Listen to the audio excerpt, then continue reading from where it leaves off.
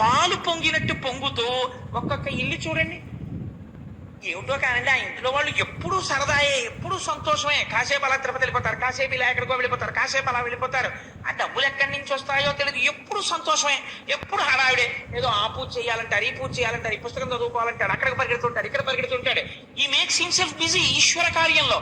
ఆ ఈశ్వరుడు ఎంతో మగ్నమైన మనస్సు ఈశ్వరానుగ్రహంతో ఇల్లు చక్కబట్టబడుతూ ఉంటుంది. నీ తల్లి తోడబుట్టిన వాళ్ళగా నిన్నెప్పుడు మేనమామగా మేము దుష్ట చూపు చూడలేదు, లక్ష్మిగా చూసి నారాయణుడి దగ్గరికి చేరుస్తున్నాం అని తామర పూలు ఇచ్చి పిల్ల చేత్తో తామర పూలు పట్టుకుని బుట్టలో రావాలి. పోతన గారు ఎన్ని రహస్యాలు చెప్తున్నారో చూడండి ఆచారంలో. అందుకని ఎవరివ్వాలా పువ్వు అంటే బ్రహ్మగారు ఇచ్చారు.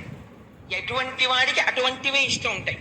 సాధారణంగా ఏంటంటే బాగా పుస్తకాలు చదివి ఒక ఆయన ఉన్నాడు అనుకోండి, ఆయన ఎక్కడైనా ఫంక్షన్ అయితే ఓ బుక్ ప్రజెంట్ చేద్దాం అంటాడు కదండి. ఒక బంగారం మీద మోజున్న ఆయన ఉన్నాడు అనుకోండి, ఎప్పటికైనా పనికొస్తుంది ఓ ఉంగరం పెడదాం అంటాడు.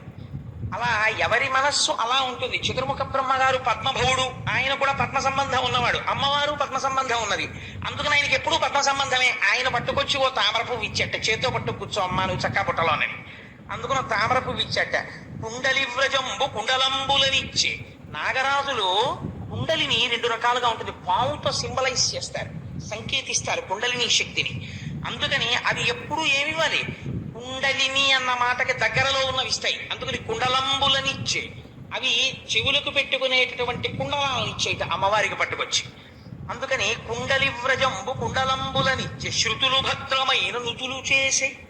శృతులు వేదాలున్నాయి, ఏది చేసేవాళ్ళు అది చేస్తేనే అందంగా ఉంటుంది. వేదాలు అనేటటువంటి పుస్తకాలు అమ్మ అప్పుడప్పుడు చదువుకోను డిటెక్టివ్ నవలు ఇచ్చాయనుకోండి అసందర్భంగా ఉంటుంది. శృతులు ఏం చెయ్యాలి, నుతులు చెయ్యాలి. వేదం అందులోంచి పరమ భద్రమై ఆశీపూర్వకమైనటువంటి మంత్రాలు చదవాలి. అందుకని శృతి తనంత తానుగా ఒక రూపమును దాల్చి అమ్మవారికి ఆశీపూర్వకమైనటువంటి భద్రతను చేకూర్చగలిగినటువంటి మంత్రమును ఆమ్నాయం చేసిందిట. ఎల్లలోకములకు ఏలిక సానివై బ్రతికెనను చుదిశలు పలికెనధిప. దిక్కాంతలన్నీ కూడా దిక్కుల్ని స్త్రీలతో పోలుస్తారు. ఎందుకనంటే మహాభారతంలో తిక్కన గారు ఒక గొప్ప ప్రయోగం ఒకటి చేశాడు. భర్త ఆఫీస్కి వెళ్ళిపోయిన తర్వాత సాయంకాలం అయితే భార్య ఎదురు చూస్తుంటుంది. అమ్మ ఆయన వస్తారు ఇంకా కాసేపు సరదాగా. భార్య అంటే పురుషుడికి విశ్రాంతి స్థానం. ఎందుకంటే ఎంత అలిసిపోయిన పురుషుడు కూడా సేద తీరేది ఎక్కడ అంటే భార్య దగ్గర మాత్రమే. ఆవిడ ఇచ్చినట్టు విశ్రాంతిని పురుషుడికి భౌతికమైనటువంటి ఏ ఐశ్వర్యము ఇవ్వదు. ఎన్ని ఏసీ గదులు ఉండనివ్వండి, ఎంత ఐశ్వర్యం ఉండనివ్వండి, ఆవిడ చిటపట చిటపట చిటపట లాడిపోతోంది అనుకోండి, కంపరం ఎత్తిపోతుంది ఇంటికి వచ్చిన వాడికి. ఇంకుటి ఇంట్లో ఉండనివ్వండి, ఇంటికి వచ్చేటప్పటికి సాయంకాలం ఆవిడ సంతోషంగా ఉండి ఏమండి వచ్చారా, అలా ఉన్నారే అని ఏవో చక్కటి ప్రసన్నమైన 4 మాటలు చెప్పి ఎంతో సంతోషంగా సేద తీర్చి మంచి మాటలు మాట్లాడింది అనుకోండి, పురుషుడు కష్టాన్ని మర్చిపోతాడు. అందుకని దిక్కాంతలు అని దిక్కుల్ని కాంతలతో పోలుస్తారు. మరి భర్త ఎవరు అంటే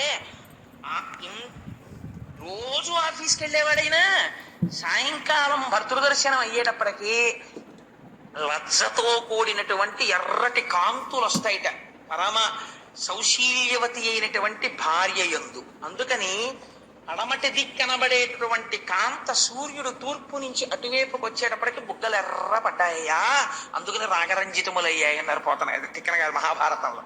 ఆయన ఏదో అందమైన ప్రయోగాలు.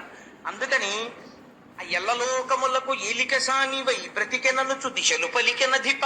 ఆ దిక్కాంతలందరూ ఆశీర్వచనం చేశారట. ఎల్లలోకములకు హద్దులేవి, దిక్కులే. అందుకని ఆ దిక్కాంతలు ఆశీర్వచనం చేశారట. అమ్మా లక్ష్మి, నువ్వు ఎల్లలోకములకు ఏలిక రాణివై ఏలిక సానివై పరిపాలించదవుగాక అని ఆశీర్వచనం చేశారట. ఇప్పుడు ఈ తల్లికి స్వయంవరాన్ని ఆ తల్లి తనంత తానుగా వరుణ్ణి ఎంచుకోగలిగినటువంటి పద్ధతిని సముద్రుడు ఆమోదించాడు. ఆయన నిర్ణయించలేదు.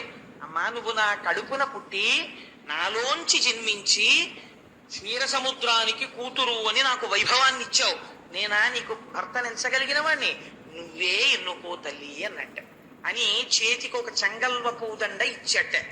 ఇస్తే ఆయన అంటారు, పలుకుల అమృతం చిలుకనెవ్వానితో భాషించవాడెపో బ్రహ్మయ్యనగా ఎలయించి కెంగేల యవ్వని వరించవాడలోకములకు వల్లభుండు మీతీగ యవ్వని మేనితో గతించవాడిపో పరమ సర్వజ్ఞమూర్తి నెలతుక ఎప్పుడు నివసించు ఏ ఇంట ఆ ఇల్లు పరుమగు అమృత పదము ఇంటి చూపువారె ఎచ్చోటి కచ్చోటు జిష్ణుదనద ధర్మ జీవితంబు కొమ్మ పిన్ననగవు గురుతర దుఃఖ నివారణంబు సృష్టి కారణంబు. లక్ష్మీదేవిగా మీరు పెళ్లి పీటల మీదకి పిల్లని తీసుకెళ్లినా పెళ్లి కొడుకు పరిస్థితి ఇలాగే మారిపోతుంది. పలుకుల అమృతంబు చిలుక యవ్వానితో భాషించవాడెపో బ్రహ్మయ్యనగా. ఇప్పుడు లోకమునందు బ్రహ్మము అని ఎవరిని పిలవాలి అంటే ఈ తల్లి ఎవరిని చూసి సంతోషంగా చిరునవ్వు నవ్వి మాట్లాడుతోందో వాడే పరబ్రహ్మం. ఎలయించి కెంగేల యవ్వని వరించవాడలోకములకు వల్లభుండు. సంతోషంతో ఎవరి మెడలో ఆ వరమాల వేస్తోందో వాడే లోకములకంతటికి వల్లభుడు. ఈవిడికి కాదు, లోకములకంతటికి వాడు వల్లభుడై ఉంటాడు. మియితీగ యవ్వని మినితో గతించవాడిపో పరమ సర్వజ్ఞమూర్తి. మిరుపుతీగ వంటి తన శరీరాన్ని ఎవరి శరీరం పక్కకి ఆవిడ చేరుస్తోందో వాడే సర్వజ్ఞుడైన వాడు. నెలతుక ఎప్పుడు నివసించు ఏ ఇంట ఆ ఇల్లు పరమగు అమృత పదము. ఈ తల్లి ఏ ఇంటికి వెళ్లి నివసిస్తోందో ఆ ఇల్లు అమృతధామము. ఇంటి చూపు వారే ఎచ్చోటి కచ్చోటు జిష్టు ధనద ధర్మ జీవితంబు. ఈ తల్లి ఎక్కడికి వెళ్లి నిలబడి ఇలా ప్రసన్నంగా చూస్తోందో అక్కడ ఇంద్రుడి యొక్క ఐశ్వర్యం ఎలా ఉంటుందో అటువంటి ఐశ్వర్యం ఉంటుంది. కుబేరుడు ఆ ఇంట నిలబడి చేతులు కట్టుకుని సేవిస్తూ ఉంటాడు. ధర్మ జీవితంబు, ధర్మబద్ధమైనటువంటి జీవితము నడుస్తూ ఉంటుంది. బొమ్మ పిన్ననగొక గురుతర దుఃఖ నివారణంబు సృష్టి కారణంబు. ఈ తల్లి యొక్క అనుగ్రహం ఎక్కడ పడుతోందో అక్కడ అజ్ఞానము నివారింపబడి సృష్టి కారణమవుతోంది. అంటే ఇక్కడ మీరు ఒక మాట అర్థం చేసుకోవాలి. సృష్టి కారణంబు అన్న మాట ఎందుకు వాడారండి పోతన గారు? ఇక్కడ మీరు లక్ష్మీదేవి యొక్క తత్వావిష్కరణ చేశారు ఈ మాటలో. లక్ష్మి అంటే అర్థం ఏమిటో తెలుసా అండి? రెండు ఎవరి చేతిలో ఉంటాయో వారిని లక్ష్మి అని పిలుస్తారు. ఎవరి వలన ఈ రెండు ఆగిపోతాయో వారిని అలక్ష్మి అని పిలుస్తారు.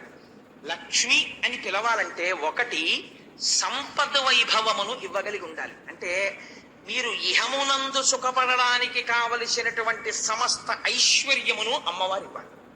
అది మీకు ఏది ఉంటే మీరు సుఖపడతారో అది అమ్మవారికి తెలిసి ఆవిడిస్తుంది. రెండవది కామరతంపరగా బహుళమయ్యేటటువంటి స్థితిని కల్పించగలిగి ఉండాలి. అంటే ఈ మాట మీకు కొంచెం అంతగా నేను అందించగలిగానో లేదో ఒక ఉదాహరణ చెప్తాను. ఇప్పుడు ఒక్కటిగా ఉంటుంది ముందు. ఇప్పుడు నేను ఒకడనవుతాను ముందు. ఎలా అవుతానంటే ఒక తల్లికి తండ్రికి నేను జన్మిస్తాను. నాతో పాటు కొంతమంది అన్నదమ్ములు అక్క చెల్లెళ్ళు పుట్టారు. వాళ్ళు పెళ్లిళ్ళు చేసుకుని వెళ్ళిపోతారు. నాతో కలిసి ఉండరు. కలిసి ఉన్న వాళ్ళు వెళ్ళిపోతారు. నా తల్లి తండ్రి వెళ్ళిపోయారు. నేను ఒక్కడనే ఉన్నాను. నేను ఒక్కడనయ్యున్న వాడిని ఒక రుణం ఉంటుంది, పితృ రుణం. ఇప్పుడు ఇది తీర్చుకోవాలి. నా పక్కకి ఒక భార్య రావాలి. ఆ భార్య లక్ష్మీ స్థానం. ఇప్పుడు ఆవిడ వస్తే తప్ప నేను నలుగురిని కాను.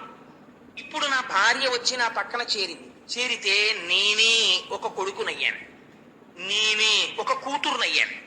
తర్వాత ఒక అల్లుడు వస్తాడు, తర్వాత ఒక కోడలు వస్తుంది, తర్వాత ఇటు నలుగురు మనవలు, అటు నలుగురు మనవలు. ఇప్పుడు నేను ఒక్కడిని ఎన్నయ్యాను. ఏమండి అని పిలిచే భార్య, నాన్నగారండి అనే కొడుకు కూతురు, మామయ్య గారండి అనే కోడలు, మామయ్య గారండి అనే అల్లుళ్ళు, తాతగారండి అని ఇటు పిలిచే మనవలు, తాతగారండి అని అటు పిలిచే మనవలు, అన్నయ్య గారండి అని పిలిచే వియ్యపురాళ్ళు. నేను ఒక్కడని ఎన్నయ్యాను. This is called multiplicity. ఈ మల్టిప్లిసిటీ ఒకటి అనేకమవడం వైభవం శాస్త్రంలో. ఇలా అవ్వలేదనుకోండి దరిద్రం. అంటే ఆగిపోయాడు. అలాగా ఎక్కడ ఆగిపోయాడు? అసలు లక్ష్మే రాలేదు. అంటే ఒకడికి భార్యనే పొందలేదు, ఒకడు భార్యని పొందాడు. కానీ అమ్మా నాన్నగారండి అని పిలవడానికి బిడ్డలు లేరు కాబట్టి అల్లుళ్ళు లేరు, కోడళ్ళు లేరు, మనవలు తామర తంపరగా లేరు. కాబట్టి ఏమవుతోంది? ఆగుతోంది. కొద్దిగా జోల్ట్ పడుతోంది. మళ్ళీ అమ్మవారి అనుగ్రహం వచ్చింది అనుకోండి, కూతురే ఉంది, కొడుకులాంటి అల్లుడు వచ్చేస్తాడు. ఒక్క కూతురు 10 మంది మనవలు వస్తారు. 50 మంది మనవలు ఉన్నవాడు ఎంత తృప్తిగా ఉంటాడో ఒక్క కూతురు ఉన్నవాడు అంత తృప్తిగా ఉండొచ్చు. చెప్పలేము ప్రపంచంలో. అమ్మవారి అనుగ్రహం వచ్చేసింది, ఇటు చేసేస్తుంది ఆవిడ, మళ్ళీ పూర్ణం చేసేస్తుంది. కాబట్టి ఇప్పుడు ఏమవుతోంది? ఇది పెరగలేదనుకోండి, ఒక స్థాయికి వెళ్ళిన తర్వాత ఏమంటుందో తెలుసా అండి లోకం అంటుంది. చాలా ఐశ్వర్యవంతుడే కానీ పాపం అండి పిల్లలు లేరు అంటారు. పాపం అండి పెళ్ళి అవ్వలేదు వాళ్ళ ఇంట్లో ఒక అమ్మాయికి అంటారు. పాపం వాళ్ళ ఇంట్లో ఇద్దరు ఆడపిల్లలు, ఏమి కర్మమో కానీ అన్నీ ఉన్నాయి, బాగా చదువుకున్నారు, చాలా మంచి వాళ్ళు, కానీ పెళ్ళిళ్ళు అవ్వలేదు.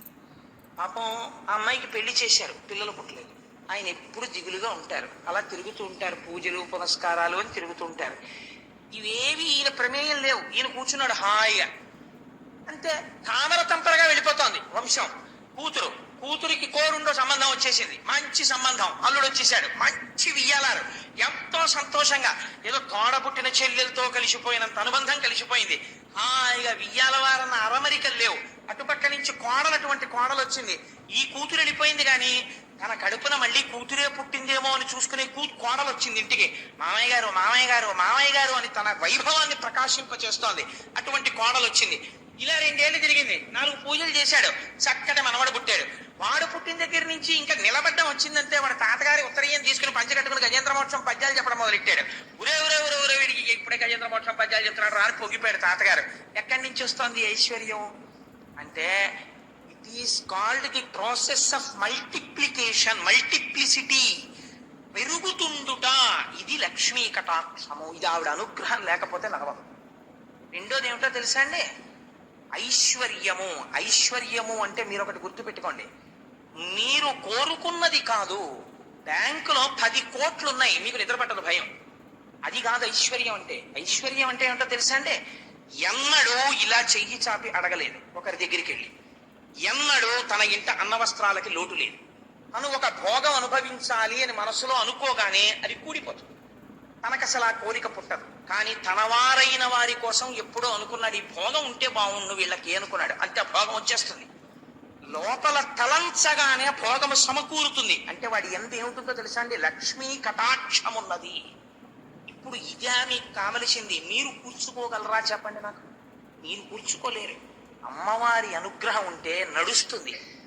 ఈ లక్ష్మీ తత్వంలో ఉన్న రహస్యం ఏమిటో తెలుసా అండి? ఐశ్వర్యం ఒకటే ఉంటే కళ్ళు మూసుకుపోతుంది. ఈశ్వరానుగ్రహం కలవలేదనుకోండి, కలవకపోతే ఎలా వచ్చిందో అలా వెళ్ళిపోతుంది ఆవిడ. అందుకే చెంచల లక్ష్మి ఆవిడ తప్పు కాదు, మన తప్పు. నారాయణుణ్ణి మరిచిపోతాం, జగత్తంతా వ్యాపించిన పరబ్రహ్మాన్ని మరిచిపోయి భోగం ఒక్కటే ఉండిపోవాలన్నాకంటాం. లక్ష్మీదే ఉండిపోతే చాలు, నారాయణుడు మాకెందుకండి అంటాం. అంటే ఆవిడ ఏం చేస్తుంది? నా భర్తకి గౌరవం లేని చోట నేను ఉండను రా దుర్మార్గుడా.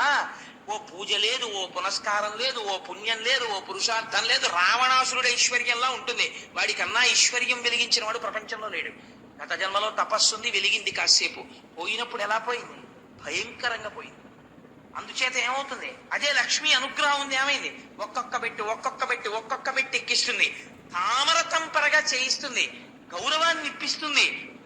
ఇల్లు ఎప్పుడు పాలు పొంగినట్టు పొంగుతూ ఒక్కొక్క ఇల్లు చూడండి, ఏమిటో కానండి ఆ ఇంట్లో వాళ్ళు ఎప్పుడూ సరదాయే, ఎప్పుడూ సంతోషమే. కాసేపు అలా తిరుపతి వెళ్ళిపోతారు, కాసేపు ఇలా ఎక్కడికో వెళ్ళిపోతారు, కాసేపు అలా వెళ్ళిపోతారు. ఆ డబ్బులు ఎక్కడి నుంచి వస్తాయో తెలియదు, ఎప్పుడు సంతోషమే, ఎప్పుడు హడావిడే. ఏదో ఆ పూజ చేయాలంటారు, ఈ పూజ చేయాలంటారు, ఈ పుస్తకం చదువుకోవాలంటాడు, అక్కడికి పరిగెడుతుంటాడు, ఇక్కడ పరిగెడుతుంటాడు. ఈ మేక్స్ హిమ్సెల్ఫ్ బిజీ ఈశ్వర కార్యంలో. ఆ ఈశ్వరుడు ఎందు మగ్నమైన మనస్సు ఈశ్వర అనుగ్రహంతో ఇల్లు చక్కబట్టబడుతూ ఉంటుంది. ఇదే సృష్టి కారణంబు. లక్ష్మీ అనుగ్రహానికి నీ అంత నువ్వు ఎలా ప్రయత్నించాలో, ఏది నీ జీవితాన్ని ఉద్ధరిస్తుందో పోతన గారు చెప్పేశారు. కాబట్టి ఆ తల్లి అనుగ్రహం ఎక్కడ పడిందో అక్కడ ఇవన్నీ ఉంటాయి సుమా.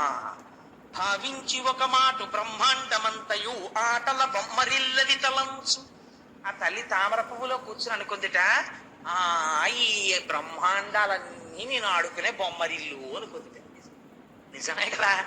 ఆవిడ అనుగ్రహం తలుచుకుందా, బొమ్మల పెళ్లిళ్ళు చేసేస్తుంది. రుక్మిణీ కళ్యాణంలో విందురు గాని కన్నె పిల్లలతో ఈసారి రుక్మిణీ కళ్యాణం బ్రహ్మాండంగా భారీ ఎత్తున, దానికి అసలు లిమిట్ లేదు. ఈ గ్రౌండ్ నిండిపోయి రోడ్డెక్కేసినా సరే అంతమందికి రుక్మిణీ కళ్యాణం కన్నె పిల్లలతో చేయించాలని సంకల్పం చేశాం ఆ పద్యాలను అనుసంధానం చేసి. అందుకని బొమ్మల పెళ్లిళ్ళు చేసే బ్రహ్మాండంలా అనుకుంటుంది. బోలించి ఒక మాట భువనంబులన్నీయు తన ఇంటిలో దొంతులని తలంచు. ఒక్కొక్కసారి అనుకుంటుందిట ఈ కోన భాండాలన్నింటినీ చూసి ఇవన్నీ నా ఇంట్లో పెట్టుకున్న బొమ్మలు ఆట వస్తువులు ఇవి అనుకుంటుంది. అంటే అమ్మవారి క్రీడా పరికరాలు ఈ బ్రహ్మాండాలన్నీ. పాటించి ఒక మాట బ్రహ్మాది సురలను తన ఇంటిలో బొమ్మలని తలంచు. బ్రహ్మాది దేవతలందరినీ చూసి ఇవన్నీ బొమ్మలు నేను ఆడుకుంటుంటాను మా ఇంట్లో పెట్టుకుని, నేను తలుచుకుంటే బ్రహ్మ కుర్చీలో కూర్చోబెడతాను, బ్రహ్మ అవుతాడు. నాకు కోపం వస్తే తీసేస్తాను ఆ కుర్చీలోంచి, వాడు వెంటనే మళ్ళీ బికారైపోతాడు. అంటే అమ్మవారి అనుగ్రహాన్ని చెప్తున్నారు. బొమ్మలాట కింద ఆడించగలదా? తలుచుకుంటే ఇలా బొమ్మను తీసుకెళ్లి కుర్చీలో పెట్టి రాజు, ఆవిడ కోపం వచ్చినట్టే తీసేసి తరాజు. అందుకని ఏమైపోయింది అంటే పాటించి ఒక మాట బ్రహ్మాది సురులను తన ఇంటిలో బొమ్మలని తలంచు. కొనకని ఒక మాట కుంభినీ చక్రం బునలవడ బొమ్మ పీటని తలంచు. ఈ భూమిని అంతటినీ చూసి అనుకుంటుందట ఇది నేను బొమ్మలు పెట్టుకునే పీట అనుకుంటుందట. మరి అన్ని బొమ్మలేగా ఉన్నవి, ఆడుతున్నాయిగా. సొలసి ఒక్క మాట సూర్యేందు రోజుల అచటి దీపకళికలని తలంచు. ఆ సూర్యుణ్ణి చంద్రుణ్ణి చూసి అవును నేను చక్కగా ఆడుకుంటూ మా ఇంట్లో మా నాన్నగారు అమ్మ దీపం పెట్టరా ఆడపిల్లవి అంటే నేను వెలిగించిన దీపాలు ఈ రెండు అంటూ ఉంటుంది. భామ ఒక్క మాట భారతీ దుర్గల ఆత్మశకులటంచు ఆదరించు. పార్వతీదేవిని సరస్వతీదేవిని వీళ్ళిద్దరూ నా సఖులు అని చెప్పి వాళ్ళిద్దరిని ఆదరించి ఇద్దరిది చెరో చెయ్య పట్టుకుని దగ్గర కూర్చోబెట్టుకుని కబుర్లాడుతుంది. ఎందుకని మీరు ముగ్గురమ్మలలో అమ్మ కదా అని. ఇప్పుడు ఆ దండ పట్టుకొని ఎవరి మెడలో వెయ్యాలి అని బయలుదేరుతోంది. నిజంగానండి, అందుకే లక్ష్మీదేవి మనస్సులో ఉన్న పద్యాలు వింటే కన్యపిల్లకి కూడా అటువంటి భర్తలు వస్తారు అంటారు. ఆవిడ జగత్తులకంతటికీ తల్లి. కానీ ఒక ఆడపిల్ల తనకి కాబోయే భర్త గురించి ఎలా ఆలోచించుకుంటుందో అలా ఎంత గొప్పగా ఆలోచించిందో చూడండి. ఐదవనయ్యుండనలవడదొక చోట ఒక చోట సవతితో ఓర్వరాదు. తగనొక చోట అంతంత వైభవంబు కాదొక చోట వేడిమి ఉండబోల. ఒక చోట కరుణ లేదొక్కింత వెతికిన ఒక చోట దగ్గరి ఉండబెట్ట. నిరయంగనొక చోట నిలుకడ చాలదు చర్చింపనొక చోట జడత కలదు. కొన్ని చోట్ల కామగుణ గరిష్టంబులు క్రోధ సంయుతంబులు కొన్ని యొడలు, కొన్ని మోహ లోభ కుంఠితంబులు, కొన్ని ప్రమద మత్సరానుభావకములు. అందరినీ చూసింది. ఈ పాల సముద్రాన్ని మదనం చేస్తున్నప్పుడు దేవతలు రాక్షసులు కూడా నిలబడ్డారు కదా. మొట్టమొదట ఆడపిల్లకు వచ్చే ఆలోచన ఏమొస్తుంది పెళ్లి చేసుకునేటప్పుడు? 10 కాలాల పాటు నేను 5వ తనంతో పసుపు కుంకాలతో ఉండాలనుకుంటుంది కదా. అందుకని ముందు అనుకుందిట, అసలు ముందు నాకు జీవితాంతం హాయిగా నేను పసుపు కుంకాలతో ఉండాలి. నేను పసుపు కుంకాలతో ఉండాలంటే అబ్బెబ్బెబ్బే కొన్ని చోట్లు ఉన్నాయి కానీ ఈ వీటి దగ్గర 5వ తనం ఉండదు. ఒక్కొక్కసారి వాటి తలకాయలు పడిపోతూ ఉంటాయి అనుకుంది. నేను నోటితో చెప్పడం ఎందుకు, 4 తలలు ఉన్న వాళ్ళు కూడా పడిపోతూ ఉంటారు కల్పాంతంలో. అందుకని అక్కడ 5వ తనం అంత బాగా కుదరదు. ఒక చోట సవతితో నోర్వరాదు. ఈయనతో సమానమైన వాడు ఒక ఆయన ఉన్నాడు, కానీ అప్పటికే ఆయన పక్కన ఒక ఆవిడ ఉంది, శంకరుడి పక్కన పార్వతీదేవి. అందుకని ఇప్పుడు నాకు సవతి గొడవ ఎందుకు, రెండో భార్యగా వెళ్ళడం ఎందుకు? తగనొక చోట అంతంత వైభవము కాదొక చోట. చాలా వైభవం ఉన్నట్టు ఉంటుంది, కానీ ఒక్కొక్కసారి వెంటనే తప్పుడు పనులు చేసి దరిద్రుడు అయిపోతుంటాడు. ఇంద్రుడు స్వర్గం. ఒక చోట వేడిమి నుండబోల. ఒక చోట చాలా గొప్పవాడే ఆయన, మహానుభావుడు, కానీ బాబోయ్ చాలా వేడి, ఎప్పుడు వేడే, అసలు ఎప్పుడు ఏసీ ఉండదు సూర్యుడు. అందుకని ఒక చోట కరుణ లేదొక్కింత వెతికిన ఒక ఆయన మహాధర్మమూర్తి, ఎప్పుడు డ్యూటీ కాన్షియస్, చాలా డ్యూటీ మైండెడ్ గా ఉంటాడు. కానీ ఎంత డ్యూటీ మైండెడ్ అంటే అసలు ఆయన దగ్గర కంపాషన్ అన్న శబ్దం లేదు, దయా అన్న మాట లేదు. అందరినీ ఏడిపించి డ్యూటీ చేస్తుంటాడు యమధర్మరాజు గారు. అందుకునొద్దు.